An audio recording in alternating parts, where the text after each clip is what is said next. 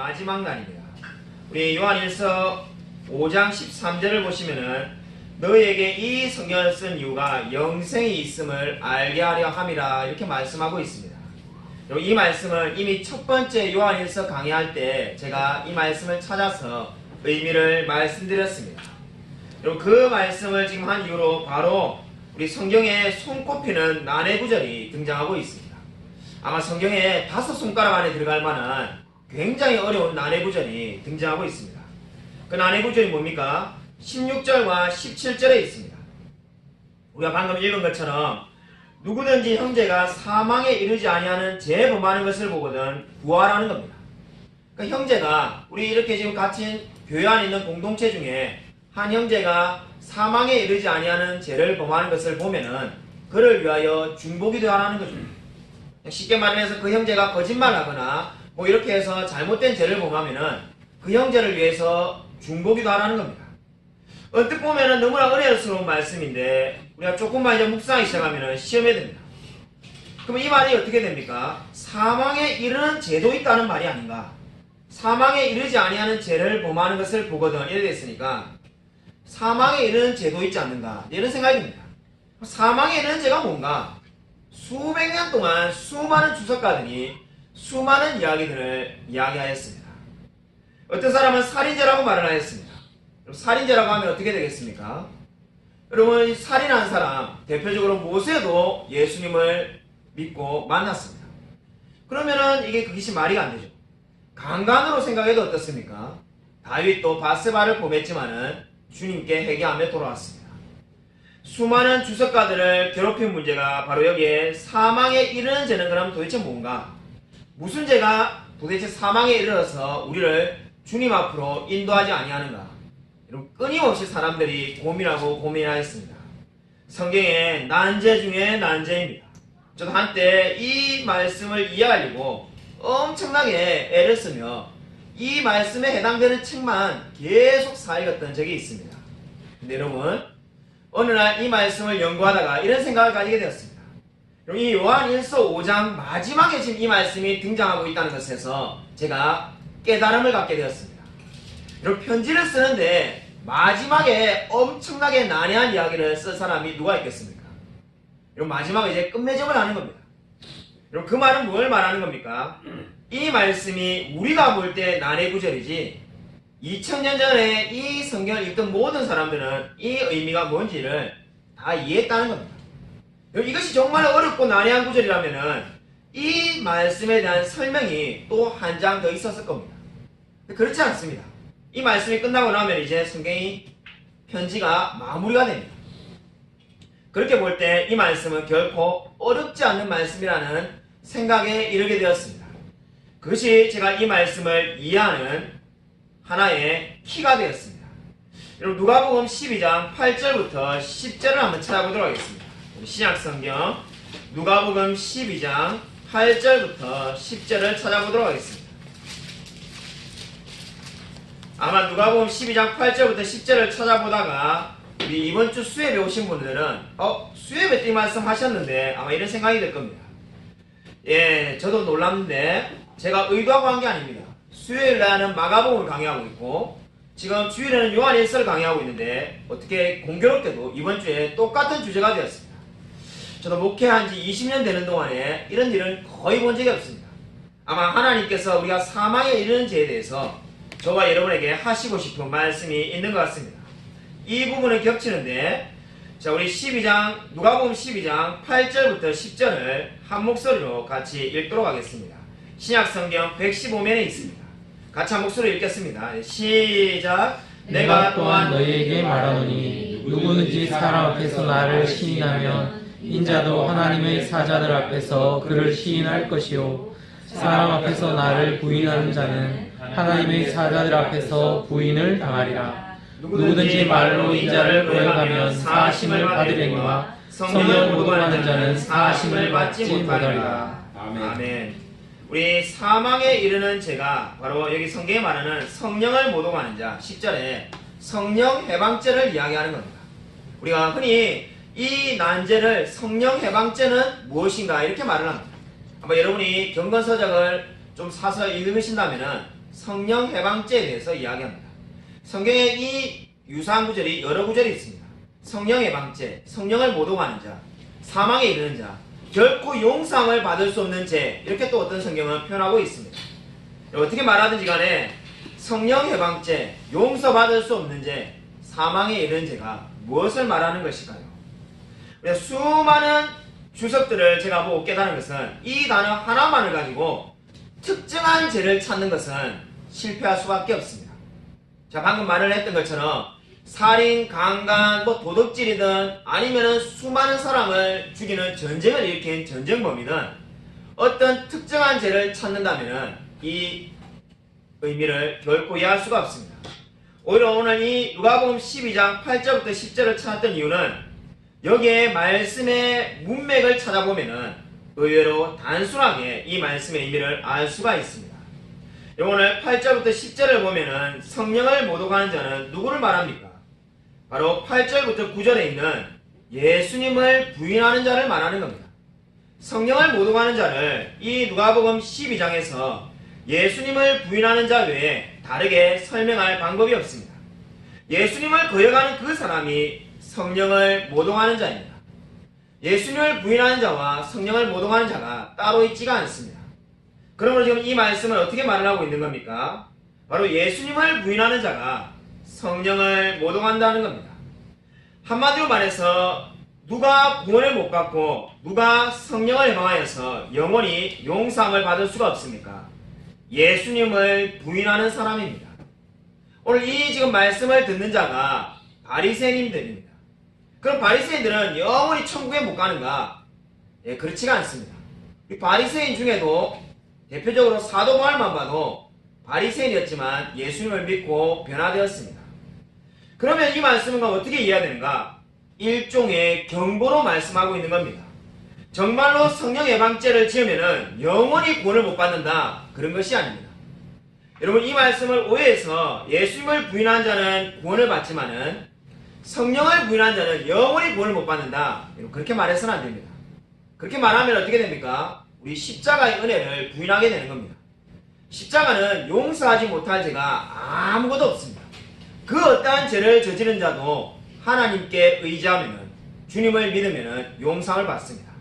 그럼 우리가 그 진리와 충돌되지 않으려면 이 말씀을 어떻게 해야 됩니까? 결론적으로 성령을 모독하는 죄는 예수님을 부인한 자고, 지금 이 말씀에 해당되는 바리새인들이 예수님을 부인하는 자라는 겁니다. 그런데 그들에게 영원히 구원을 못 받는다는 의미로 말하는 것이 아니라 경고의 말씀으로 하고 있는 겁니다. 너희들이 그렇게 그대로 살아가면은 하나님을 믿지 못하고 지옥에 갈 수밖에 없다는 겁니다. 그러므로 자신의 비참함을 알고 하나님께 나오라는 겁니다. 그것이 바로 오늘 성경이 말하는 바입니다. 여러분, 다시 한번 요한 1서 5장으로 돌아오시기 바랍니다. 여러분, 요한 1서 5장으로 돌아오면은 오늘 이 사망에 이르지 아니하는 죄를 범하는 자를 이야기하고 난 다음에 이제 요한 1서 5장 18절부터 20절에 세 가지 확신을 이야기하고 있습니다. 오늘 설교의 제목이기도 한데, 이제 이 믿는 자들은 우린 결코 사망에 이르지 않기 때문에, 여러분, 사망에 이르지 않느냐는 것이 뭐라는 겁니까? 우리는 예수를 부인하지 않기 때문에 이제 그 어떠한 죄를 지어도 이제 천국에 간다는 확신 가운데 세 가지 확신을 가지고 살아라는 겁니다. 첫 번째 확신이 18절에 하나님께로 난 자는 다 범죄하지 아니하는 줄을 아노라, 이렇게 말하고 있습니다. 이미 3장 9절에 나왔던 말씀입니다. 그때 그 의미를 이야기하였습니다. 여러분, 그때 그렇게 어떻게 말했습니까? 저와 여러분이 한 번도 죄를 짓지 않는 것이 아니라 계속해서 죄를 범하지 않는다는 겁니다. 여러분, 그 의미를 지금 다시 한 번 더 확인하고 있습니다. 근데 똑같은 말씀을 한 번 더 하는 것이 아니라 그때 없었던 말씀이 뒤에 추가되고 있는데, 여러분 18절을 보시면은 하나님께로부터 나신 자가 그를 지키심에 악한 자가 그를 만지지도 못하느니라, 이렇게 말하고 있습니다. 하나님께로부터 나신 자는 예수님을 이야기하는 겁니다. 예수님께서 우리를 지키신다는 거죠. 그러니까 우리가 죄를 계속 범하지 않고 사망에 이르는 죄로 이르지 않는 이유가 뭐라는 겁니까? 우리가 예수님을 부인하는 죄까지 이르지 않는 이유는 바로 하나님께서 우리를 지키시기 때문이라고 오늘 성경은 말을 하고 있습니다. 여기까지는 이해하기가 참 쉽습니다. 근데 문제는 그 다음 말씀이 또 이해하기가 어렵습니다. 악한 자가 그를 만지지도 못하느냐. 도대체 이 말씀은 왜 있을까요? 그냥 앞에 지키심에만 있어도 충분할 것 같은데 그를 만지지도 못한다. 굳이 이 말씀이 왜 필요한가? 원어를 보면은 건드리지도 못한다는 뜻입니다. 이 말씀을 가장 잘 이해할 수 있는 방법은 바로 우리가 똑같은 성경 표현이 요한복음 20장 17절에 나와 있습니다. 여러분 이 말씀 만지지도 못한다는 의미가 뭔지를 요한복음 20장 17절에 한번 찾아보도록 하겠습니다. 요한복음 20장 17절입니다.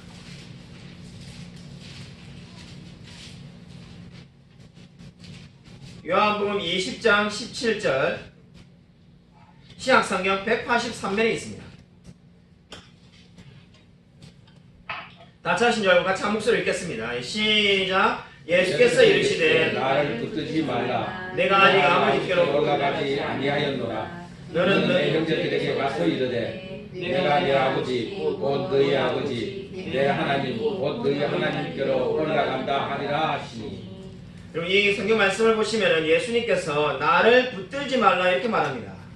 여러분 이 지금 막달라 마리아와 이 이야기하시면서 하신 말씀인데 그들이 울고 있습니다.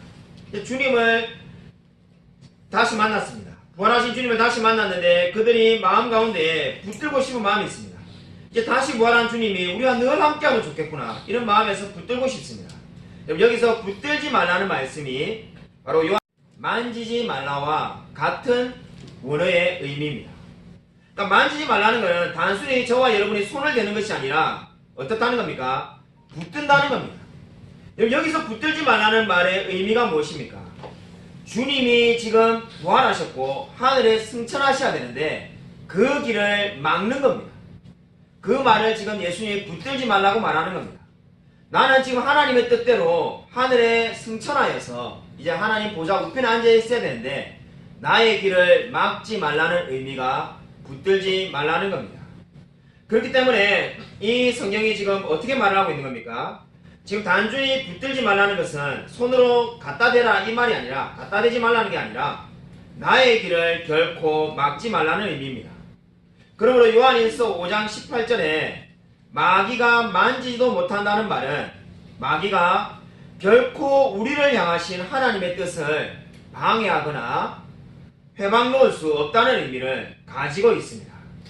여러분 그 요한일서 5장에 만지지 말라는 말씀 옆에다가 그렇게 써놓으십시오. 하나님께서 우리를 향하신 그 계획을 결코 악한 자가 방해하거나 막을 수 없다는 의미입니다. 바로 이러한 담대한 확신이 첫 번째 확신으로 지금 등장하고 있습니다. 여러분 동일한 확신을 가지고 있습니까? 우리가 하나님께로 났다는 의미는 바로 하나님에서 우리를 향하신 그 놀라운 계획이 결코 성취되지 않을 수가 없다라고 말씀하고 있습니다. 레리 크랩이라는 한 청소년이 있었습니다. 이 청소년이 중학교 때 예수님을 믿고 교회를 다녔습니다. 2년간 교회를 열심히 다니니까 고등학교 1학년이 되었는데 이 중고등부 예배 때 회중 대표 기도를 이제 담당하게 되었습니다. 얼마나 준비했겠습니까? 처음으로 이 중고등부 전체에서 자기가 대표 기도를 하게 되었습니다.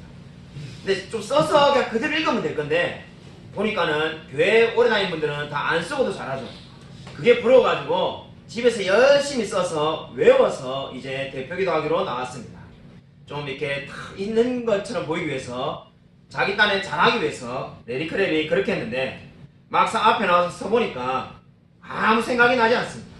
우리 교회는 대표 기도를 지금 앉은 자리에서 서서 하시는데 이 앞에 나오니까 어떻겠습니까? 더 떨리는 거예요. 레리 크랩이 아무 생각이 안 나는데 기도는 해야 되겠고 해서 어떻게 기도했냐면은 아버지 하나님 우리를 위해 죽으시고 예수님께서 성령 하나님을 무덤에서 구원하여 주심을 감사합니다. 이렇게 기도하였습니다. 여러분 딱 한마디만 들어도 교리적으로 엉망진창이죠. 하나님이 우리를 위해 죽으시고 그리고 예수님이 성령 하나님을 무덤에서 구원하여 주셨다. 이 세상에 이런 이단 같은 이야기가 되어 있습니다. 자기가 말을 하고 나니까 잘못했다 싶은 생각이 본인도 듭니다. 레리 크랩이 잘못했구나. 근데 기도하다가 잘못했습니다 이라고 다시 할 수는 없지 않습니까? 그래서 빨리 끝내야겠다 생각을 하는데 예수님 이름으로 기도드립니다 말도 못하고 그냥 바로 아멘 해가지고 끝내버렸어요.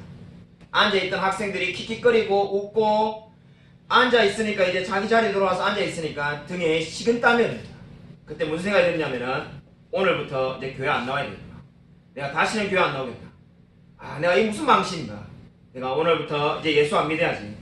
예배 마치면 바로 집에 가서 다시는 교회를 안 다니겠다. 이렇게 마음먹고 예배가 마치자마자 바로 뒷문을 향하여 뛰어나갔습니다.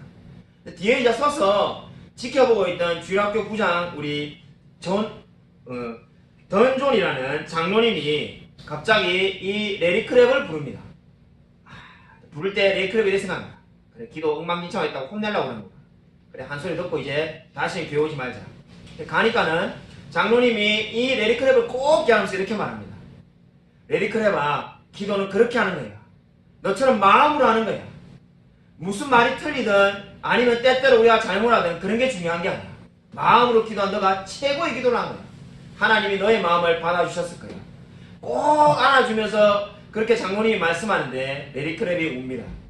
아, 내가 기도를 잘한 거구나. 나는 기도를 완전히 망했다고 생각했는데 내가 기도를 잘했구나. 그러면서 레리 크랩이 그 마음에 위로를 받고 계속해서 교회를 다닙니다. 여러분, 이 레리 크랩이 지금 20권이 넘는 책을 쓰는 유명한 미국의 목사님이 되었습니다. 그의 책에서 그가 이렇게 말합니다. 만약에 그때 자기가 그러한 위로를 받지 않았다면 자기는 영원히 교회를 다니지 않았을 거라고 말을 합니다. 여러분, 이 이야기가 보여준 게 뭡니까? 마귀가 레리 크랩의 기도가 잘못했다는 그 생각을 계속 마음을 줘가지고 그가 교회를 안 다니도록 만들려고 하였습니다. 그러나 오늘 성경이 말하는 것처럼 마귀는 결코 그를 만질 수가 없습니다. 결코 하나님의 그를 향하신 계획을 취소시킬 수가 없습니다. 여러분, 이 동일한 은혜가 저와 여러분에게 있습니다. 저와 여러분이 구원을 받았다면 결코 마귀가 우리를 만질 수조차 없다라고 성경이 말씀하고 있습니다. 여러분은 동일한 확신을 가지며 담대하게 살아가고 있습니까? 오늘 성경이 말씀하는 두 번째 확신이 요한일서 5장 19절에 등장하고 있습니다. 5장 19절을 보시면은 우리가 하나님께 속해 있다는 겁니다. 너무나 당연한 이야기인데 여기서 주목해 봐야 될 것은 우리가 하나님께 속해 있으면은 온 세상은 어디에 속해 있어야 되겠습니까? 악한 자 안에 속해 있어야 될 것 같은데 성경이 어떻게 말을 하고 있습니까? 악한 자 안에 처한 것이며 이렇게 말하고 있습니다. 19절을 보십시오. 우리가 성경을 잘 알고 성경을 깊이 아는 사람이 되고 싶다면 이런 차이에 반드시 주목해야 됩니다. 위에는 속하다고 되어 있는데 왜 악한 자는 처한 것이 되어 있는가? 이런 것을 그냥 예사롭게 넘어가서는 절대로 성경 지식이 잘하지 않습니다.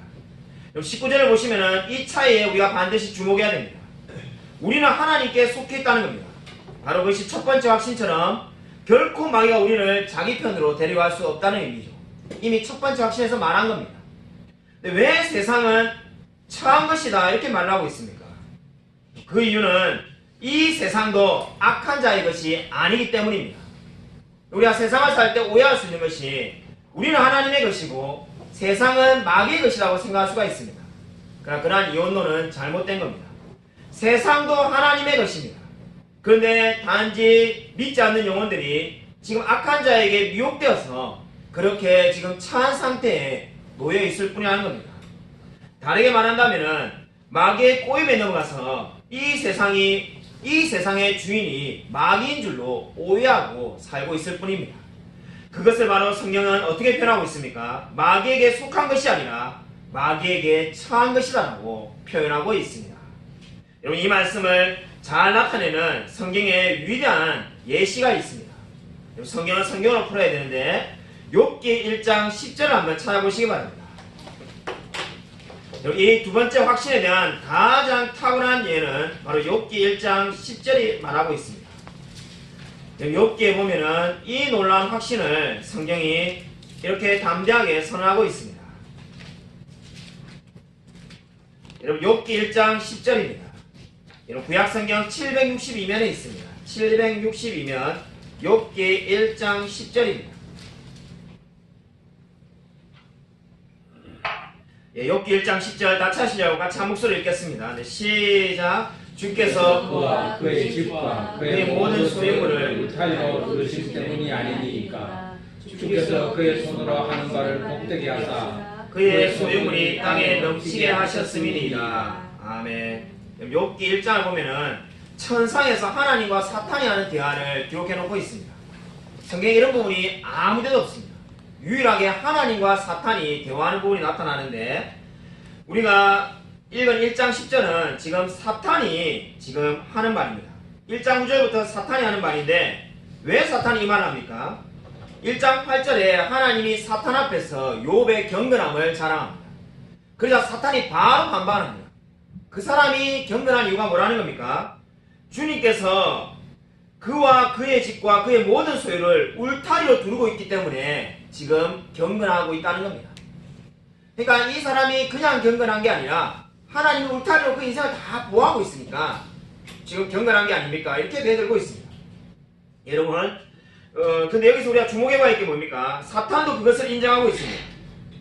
여러분, 1장 10절에서 주목해야 될 단어는 그라는 단어가 무려 3번이 등장하고 있습니다. 그의 집, 아니 바로 욥을 말하죠. 그와 그의 집, 그의 모든 소유물, 이렇게 해서 3번이나 그라고 말을 하고 있습니다. 3번이 이렇게 말하는 게 뭡니까? 지금 사탄이 이 욥과 욥의 집과 욥의 모든 소유물을 하나님이 울타리로 두르고 있다는 것을 인정하고 있습니다. 이게 사탄이 하는 말입니다. 사탄이 하나님이 이 모든 울타리를 지니고 있기 때문에 자기가 건드릴 수 없다는 겁니다. 이 반응에 대해서 11절과 12절 보면은 하나님이 그의 모든 소유물을 너에게 맡기노라 이렇게 말합니다. 그러자 사탄이 우리가 알다시피 욥의 모든 재물을 다 앗아가는 겁니다. 여러분, 이 말씀이 우리에게 무엇을 보여줍니까? 저와 여러분의 모든 생명과 모든 집과 모든 소유물은 하나님이 울타리로 쳐서 보호하고 있습니다. 사탄이 결코 만질 수도 없고 결코 우리의 것을 빼앗아갈 수가 없습니다. 그런데 그럼 저와 여러분에게 어떠한 고난이 찾아오면 어떻게 되는 겁니까? 하나님의 뜻이 있어서 고난이 찾아온다는 겁니다. 지금 오늘 성경을 보십시오. 사탄이 하나님과 동등하게 대등한 관계에 놓여있지 않습니다. 사탄은 하나님이 시키는 대로 움직이는 부하에 불과하다고 성경이 말씀하고 있습니다. 이것이 저와 여러분에게 주는 두 번째 확신입니다. 사탄이 저와 여러분을 아무리 미혹하고 우리를 넘어지게 한다 할지라도 절대로 우리를 이길 수가 없다는 것입니다. 바로 지금 요한 1서에서 사도는 그 확신을 저와 여러분에게 말씀하고 있습니다. 여러분, 다시 한번 요한 1서 5장 20절로 돌아오십시오. 요한 1서 5장 20절로 돌아오시면은 이게 세 번째 확신을 이야기하고 있습니다. 여기 세 번째 확신은 참된이라는 단어를 주목해 보시기 바랍니다. 이 짧은 한 구절에 참된이란 말이 두 번이나 나옵니다. 뭐가 참되다는 겁니까?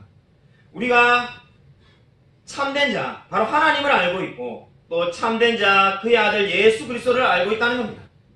그냥 하나님과 그리스도라고 해도 되는데 왜 참되다는 말을 두 번이나 사용하고 있겠습니까? 제가 요한 1서 강의할 때 여러 차례 말씀드린 것처럼 당시에는 영지주의라는 이단이 신비주의라고 생각하시면 됩니다. 신비주의라는 이단이 횡행하고 있었습니다. 그렇기 때문에 정말로 우리가 믿는 것이 옳다는 것을 강조하기 위해서 참되다는 말을 지금 두 번이나 사용하고 있습니다. 마치 우리 시대에 수많은 식당들이 서로 원조 식당이라고 주장한 것처럼 당시에도 수많은 이단들이 있었습니다. 네, 지금 사도 요한이 말씀을 맺으면서 어떻게 말합니까? 정말로 참된 것은 우리 시대에 하나님과 예수님밖에 없다라고 그렇게 고백하고 있습니다. 여러분이 이 세 가지 확신을 가지고 살아가고 있습니까? 여러분, 우리가 흔히 전도할 때 말하는 것처럼 오늘 죽어도 천국에 갈 확신은 바로 이 세 가지로부터 비롯되는 것입니다. 여러분, 동일한 확신이 여러분의 마음 가운데 가지고 있습니까? 하나자키 모모코라는 분이 있었습니다. 1970년대에 일본에 있는 그리스도인이었는데 악성 폐암에 걸려가지고 의사가 한 달을 살 수밖에 없다라고 시한부 한 달을 경고받게 되었습니다. 그녀가 시한부 한 달을 받고 난 다음부터 세상을 떠나기 전까지 44일 동안의 모든 일기를 써놓은 것을 책으로 출판하였습니다. 수많은 사람들이 은혜를 받았습니다. 그 일기의 첫 페이지에 이렇게 적혀 있습니다. 오늘이라는 날 1978년 6월 28일을 나는 분명히 적어놓겠다. 왜냐하면 내 인생에 오늘 전환점이 되었기 때문이다. 나는 내 인생이 오늘부터 시작된다고 믿는다. 그러면서 이제 일기가 시작됩니다. 7월 30일 한 달이 지났는데 나는 교회를 나갈 수 없다라고 적혀 있습니다. 나는 이제 더 이상 힘이 없어서 교회를 나갈 수가 없다. 지금쯤 성도들이 이 시간에 찬양을 부르며 말씀을 들으며 예배를 드리고 있을 건데 나는 혼자 앉아서 기도를 드리고 있습니다. 주님, 나의 영혼을 지켜보아여 주시옵소서. 그리고 그 일기 마지막에 이렇게 적혀 있습니다. 사랑하는 아들아, 신앙이란 단순히 눈에 보이지 않는 하나님이 존재한다는 것을 뜻한다는 것이 아니란다. 엄마가 여기를 떠나서 어디론가 갔다는 것을 너가 알게 될 때는 너가 한번 스스로 생각하여서 해답을 얻기를 바란다. 그것이 내가 너에게 줄 수 있는 가장 커다란 선물이다. 엄마가 어디로 갔을까? 어느 분 앞에 지금 서 있는지를 너가 한번 찾아보기를 바란다. 나는 하나님만을 의지하며 이 세상을 살았다. 이것이 내가 너에게 줄 수 있는 가장 아름다운 선물이다. 이 이야기가 무엇을 보여줍니까? 믿는 자는 죽음 안에서도 결코 두려워하지 아니하며 그 한 달밖에 남지 않은 생활을 감사하며 보내었습니다. 여러분, 진정으로 여러분 동일한 믿음을 가지고 있습니까? 여러분, 이 세 가지 확신 다음에 21절 말씀으로 사도 요한은 말씀을 맺고 있습니다. 우리 21절 말씀을 같이 한 목소리로 읽겠습니다. 네, 시작. 자녀들아 너희 자신을 지켜 우상에게서 멀리하라. 아멘. 여러분, 어떤 생각이 듭니까? 편지의 마지막 말로는 좀 어색하지 않습니까? 우리가 편지를 끝낼 때 누구에게 편지를 하도 요즘 편지를 안 쓰니까요, 그죠? 편지 여러분 안 쓴 지 오래되셨죠? 저도 연애 때는 저 아는 지인들은 제 이야기를 수도 없이 설교 때 예화로 쓴다는 거예요. 잘 몰랐었는데 제 이야기를 설교에 안 쓰는 제 지인이 없더라고요. 근데 저는 별로 안 쓰는데 저는 미안한 마음에 제가 우리 연애 때 우리 박정 사모에게 편지를 몇 통 썼는지 아십니까? 1200통을 썼습니다. 연애를 고작 2년 반밖에 하지 않았는데 편지를 1200통 썼습니다. 제가 연애 때는 결혼하고도 이만큼 쓸 거다라고 생각했는데 결혼하고 난 다음에 20통도 아직 안 썼습니다. 1200통을 제가 썼는데 여러분 편지 많이 쓴 분은 아실 겁니다. 편지의 마지막에 누가 딱딱한 이야기를 쓰겠습니까? 기분 나쁘게. 근데 지금 요한 1서는 그렇게 말을 하고 있습니다. 자녀들아 너희 자신을 지켜 우상에게서 멀리하라. 아니 우상을 멀리하라는 말을 하고 싶었다면 좀 진작하지. 이 말 뒤에 아무 말이 없습니다. 우리 바울이 자주 하는 말 있죠. 너 여호와 하나님의 은혜가 너에게 충만하게 원하노라. 뭐 이런 축복 말도 없습니다. 여기서 끝입니다. 아니 이왕 이 말 하고 싶었다면 진작하지. 왜 편지 끝에 이 말을 적고 있는가? 너무나 당연한 거지만은 이 말을 반드시 기억하라는 겁니다. 우상에게 멀리하라는 것을 기억하라는 거죠. 여러분 우상이 뭡니까? 단순히 점치는 것 정도를 이야기하는 게 아닙니다. 우리 그리스도인들이 우상하면은 거의 점치는 것을 떠올립니다. 근데 그런 정도라면은 우상 숭배가 뭐가 두렵겠습니까? 우상에 대한 정의를 반드시 기억하십시오. 하나님이 차지해야 될 자리를 대신한 것이 바로 우상입니다. 그것이 돈이 될 수도 있고 아니면 여자나 남자 이성이 될 수도 있고 명예가 될 수도 있고 뭐 심지어 건강이 될 수도 있고 모든 것이 가능합니다. 하나님이 차지해야 할 자리를 대신한 것이 바로 우상이 됩니다. 자녀가 그 자리를 차지할 수도 있습니다. 내가 우리 자녀를 성공시키는 게 모든 꿈이라고 하면은 그것이 하나님을 대신하여서 우상이 될 수도 있습니다. 여러분 지금 사랑하라고 계속해서 외치던 이 사도 요한이 바로 편지의 마지막을 어떻게 말하고 있습니까? 우상을 멀리하라 이렇게 말을 하고 있습니다. 여러분 그 이유가 뭡니까? 사랑의 가장 위험한 요소가 하나님을 사랑하고 이웃을 사랑하는데 제일 방해되는 요소가 우상이라는 겁니다. 그래서 지금 사도 요한은 우상을 멀리하라고 이야기하고 있습니다. 여러분은 진정으로 우상을 멀리하며 살아가고 있습니까? 진정으로 사도 요한은 그렇게 편지를 마무리하고 있습니다. 윌리엄 캐리라는 사람이 있습니다. 동명이인인데 우리가 너무나 잘 알고 있는 인도의 선교사 윌리엄 캐리가 아닙니다. 잘 알려지지 않은 성경학자 윌리엄 캐리가 130년 전에 영국에 살았습니다. 이 윌리엄 캐리는 스펄전 목사님이 천재라는 찬사를 보냈던 스펄전 목사님의 주석에 당대 최고의 사람을 한 명 꼽으라고 하면은 윌리엄 캐리인데, 그에 대해서 물론 비판도 적어놨습니다. 안타깝게도 개혁주의 신학을 버리고 세대주의에 빠졌다라고 말하는 그 윌리엄 캐리라는 사람이 있습니다. 윌리엄 캐리가 당시에 수많은 사람들에게 가장 욕을 많이 들어먹은 이유는 세대주의를 믿어서 그런 것이 아니라, 가장 큰 욕을 들은 이유는 그 1800년대 후반에 벌써 인도가 독립할 것을 예언했기 때문입니다. 이 수많은 영국 사람들이 미워할 수밖에 없죠. 아니 어떻게 인도가 독립을 해? 우리 땅인데. 근데 이 사람이 그의 책에 반드시 인도는 독립할 거라고 썼습니다. 수많은 사람들이 미워했어요. 근데 켈리의 생애 마지막에 이제 두 딸이 임종을 지켜보는데 하나님 앞에 갈 시간이 다가옵니다. 그때 침대에 누워있으면서 자기 아내 웨포드 부인과 두 딸에게 이렇게 말합니다. 내 마음은 주님께 고정되어 있습니다. 그때 수많은 형제들이 다 이렇게 말합니다. 수많은 지인들이 켈리 형제님 몸이 어떻습니까? 그때 이 윌리엄 캐리가 이렇게 말을 합니다. 힘이 없지만 천국에 가기에 충분합니다. 내가 너무 힘이 없지만 천국에 가기에 충분합니다. 그러면서 말을 몇 마디 나눈 것이 바로 장례식 때 설교로 사용되었는데, 그 말이 너무나 유명한 말이 되었습니다. 이 세상에 참되고 실제적인 것은 세 가지밖에 없다는 겁니다. 여러분, 지금 요한 1서는 참된 것이 바로 하나님과 예수님밖에 없다라고 5장 20절에서 말하였습니다. 윌리엄 캐리는 죽으면서 참되고 실제적인 것이 이 세상에 세 가지밖에 없다라고 덧붙였습니다. 그 세 가지가 뭔가? 십자가와 하나님과 이 세상에 있는 제약이라는 겁니다. 그러니까 바로 요한 1서 5장 20절에 제약을 하나 더 붙였습니다. 죄는 실제로 존재한다는 거죠. 십자가와 하나님은 존재하는 것과 마찬가지로 정말로 참되게 실제적으로 있는 것은 우리의 마음 가운데 있는 죄라는 겁니다. 그 죄는 실제적으로 분명히 존재하기 때문에 하나님을 의지하지 않고는 결코 이 제약을 없앨 수 없다는 겁니다.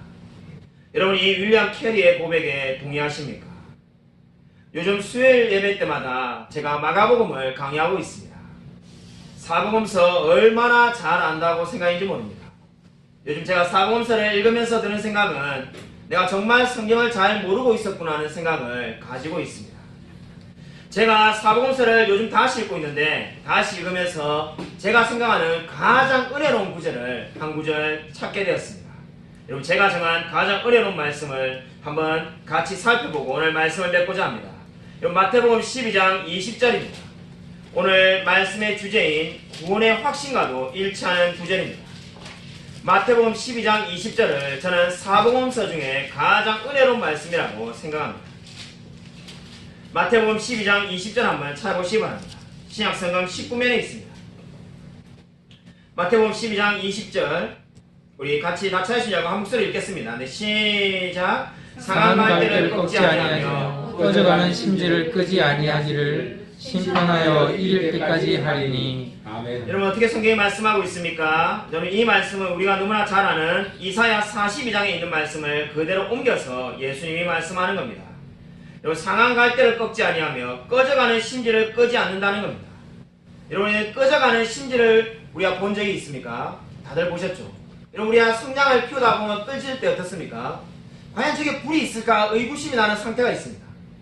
여러분, 그 상태가 있을 때 여러분 어떻게 된다는 겁니까?